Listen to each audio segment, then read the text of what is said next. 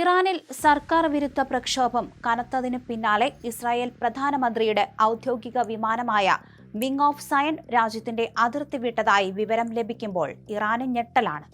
ഇറാന്റെ ഭാഗത്തുനിന്ന് ഏത് സമയവും ആക്രമണം ഉണ്ടായേക്കാമെന്ന് ഭയന്നുകൊണ്ടാണ് വിമാനം മാറ്റിയതെന്നാണ് ടൈംസ് ഓഫ് ഇസ്രായേൽ റിപ്പോർട്ട് ചെയ്യുന്നത്.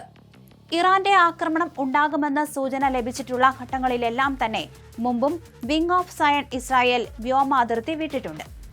ഗ്രീക്ക് ദ്വീപായ ക്രെറ്റയുടെ തലസ്ഥാനമായ ഹെലാക്ലിയനിലേക്കാണ് വിമാനം പറന്നത്. പിന്നീട് വിമാനം ബേർഷിബയിലേക്ക് തിരിച്ചെത്തുകയും ചെയ്തു. പറക്കലിന്റെ ഉദ്ദേശത്തെ സംബന്ധിച്ച അഭ്യൂഹങ്ങൾ പ്രചരിച്ചു. അധികൃതർ ഔദ്യോഗികമായി പ്രതികരിച്ചിട്ടില്ല. പതിവ് പരിശീലന പറക്കലായിരുന്നു എന്നാണ് ഔദ്യോഗിക വിശദീകരണം.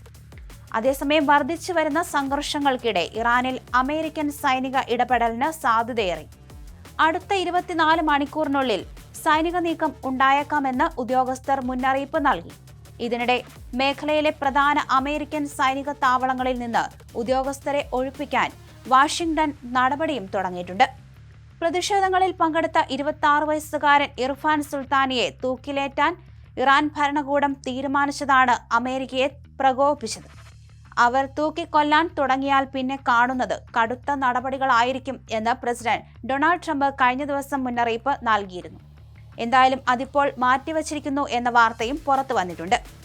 വധശിക്ഷകൾ നടപ്പിലാക്കിയാൽ ഇറാനിലെ ഭരണകേന്ദ്രങ്ങളെ ലക്ഷ്യമിട്ട് വ്യോമാക്രമണം നടത്താൻ ട്രംപ് ഉത്തരവിട്ടേക്കാം. സഹായം ഉടൻ എത്തും എന്ന് ഇറാന്റെ തെരുവുകളിൽ പോരാടുന്ന പ്രതിഷേധക്കാർക്ക് ട്രംപ് നിർദ്ദേശം നൽകുകയും ചെയ്തു. പ്രക്ഷോഭത്തിന്റെ സ്ഥിതി, യഥാർത്ഥ മരണസംഖ്യ തുടങ്ങിയ വിവരങ്ങൾ ശേഖരിക്കാൻ ട്രംപ് സുരക്ഷാ ക്യാബിനറ്റിനെ ചുമതലപ്പെടുത്തിയെന്നും റിപ്പോർട്ടുണ്ട്.